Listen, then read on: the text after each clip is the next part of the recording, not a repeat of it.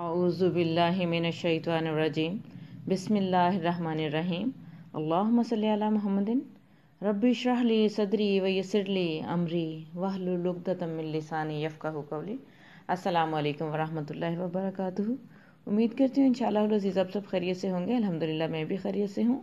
دلی دعائیں اللہ تعالیٰ سب کو دین دنیا اور آخرت کی کامیابیاں عطا فرمائے۔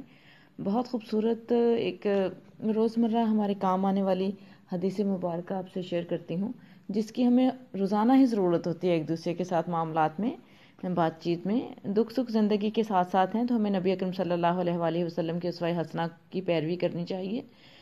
بسم اللہ الرحمن الرحیم۔ حضرت محمد بن عمرو بن حزم رضی اللہ عنہ روایت کرتے ہیں کہ نبی کریم صلی اللہ علیہ وآلہ وسلم نے ارشاد فرمایا، جو مومن اپنے کسی مومن بھائی کی مصیبت میں اسے صبر و سکون کی تلقین کرے گا، اللہ تعالیٰ قیامت کے دن اسے عزت کے لباس پہنائیں گے۔ ابن ماجہ کی روایت ہے۔